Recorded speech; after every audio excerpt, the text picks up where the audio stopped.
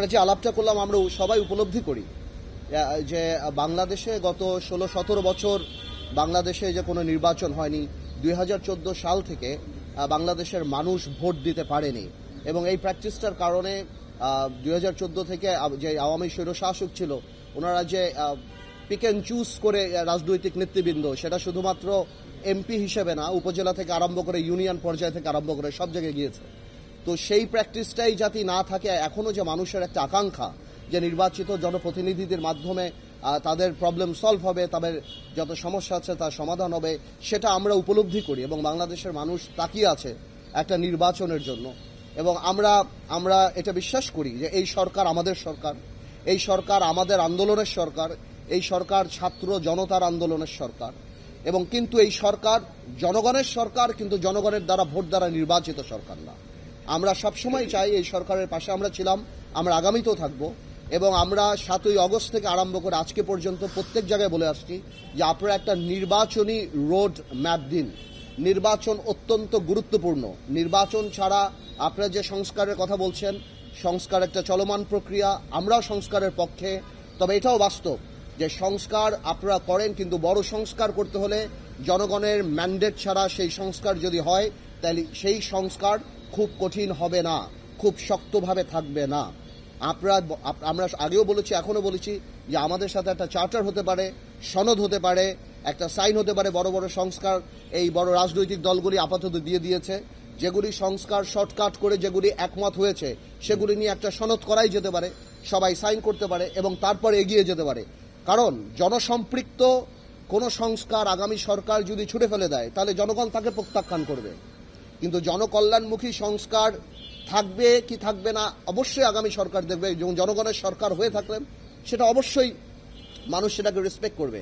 কিন্তু সংস্কারের নাম বলে নির্বাচনকে যদি পেছানো যায়, এবং একটা সরকার, একটা দায়িত্বশীল সরকার যখন বলে ডিসেম্বর থেকে জুনের মধ্যে নির্বাচন হবে, এই ধরনের আনসার্টেনিটি থেকে দেশকে কোনোদিনও একটা সরকার ঠেলে দিতে পারে না।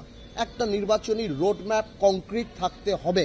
দেখুন, আমরা এই সরকারকে আনার জন্য জেলে গিয়েছি, জুলুম সহ্য করেছি, নির্বাচন বয়কট করেছি, রাজপথে সব জায়গায় আমরা ছিলাম। আমরা কোনোভাবেও চাই না এই সরকার ফেল করুক। আমরা চাই জনগণের ইচ্ছা প্রতিফলিত হোক। এই সরকার সংস্কার করুক, যেটার পার্ট আমরা। কিন্তু এমন কোনো সংস্কারের জন্য যেন কালক্ষেপণ না হয়, যাতে করে এই দেশের মানুষ চিন্তা করা আরম্ভ করে যে আমরা কি আবার নির্বাচন কবে হবে, আদৌ হবে কিনা, এই ধরনের প্রশ্ন আসে।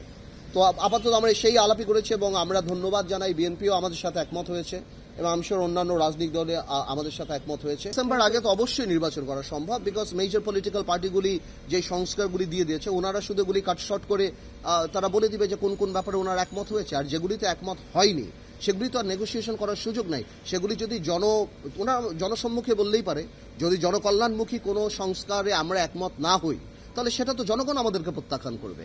কিন্তু তার মানে তো এই না যে প্রত্যেকটা পিন পয়েন্ট ধরে আপনি যদি এরকম পারপিচুয়াল টাইম নিয়ে যাবেন যে সংস্কার কবে হবে, এবং জাতি এরকম একটা আনসার্টেনিটি থাকবে, রাজনীতি আনসার্টেনিটি থাকবে, দেশের ইকোনমি আনসার্টেনিটি থাকবে। আজকে বড় বড় ইন্ডাস্ট্রি থেকে আরম্ভ করে কলকারখানা, মানুষ কেউ ইনভেস্ট করতে যাচ্ছে না, এই চিন্তা করে ইলেকশনের পরে হবে, ইলেকশনের পরে করব, স্টেবল গভর্নমেন্ট নাকি। বৈদেশিক যারা আমাদের বন্ধু বান্ধব বা অন্যান্য দেশ আছে তারাও পর্যন্ত এই সরকারকে ওই সিরিয়াসলি তারা নিবে না, বিকজ আপনার টার্ম কতখানি সেটার উপর নির্ভর করে যে লং টার্ম আপনার কি হবে। তা আমার মনে হয় যে এই কালক্ষেপণ এখন না করে নির্বাচনী রোড ম্যাপটা এখন জনগণের দাবি। আমার মনে হয় সেটাতেই কনসেন্ট্রেট করা উচিত এই সরকারের। এটা তো একটা মহল তো চাবে এটাকে ঘোলাটে করার জন্য, যেটা আমি আগে বললাম যে এখানে যদি কোনো দ্বিমত হয় সেটা তো গভর্নমেন্টের, এটা তো জনগণের ম্যান্ডেটের উপর নির্ভর করবে। আপনার তো কোনো সুযোগ নাই আপনি কাউকে বাদ দিয়ে সংস্কারটা করার। দ্বিমত তো থাকতেই পারে, প্রত্যেকটা রাজনৈতিক দল তার নিজস্ব মতামত থাকতে পারে, বাট আমাদের কথা হলো যেই সংস্কারগুলো সবাই একমত হয়েছে এবং বাকিগুলি যেগুলিতে একটা ন্যাশনাল সনদ নিয়ে বা একটা চার্টার করে নির্বাচনমুখী হয়ে গেলেই হয়। আপনি 50টা রাজনৈতিক দল 50টা ব্যাপারে অনেক কিছু অপিনিয়ন থাকতে পারে, তার উপরে ভিত্তি করে ওই একমত হব ওই চিন্তা করে আপনি তো আর এই নির্বাচনকে পিছিয়ে নিতে পারেন না, বা আপনি এটাকে একটা ঘোলাটে পরিবেশ সৃষ্টি করতে পারেন না।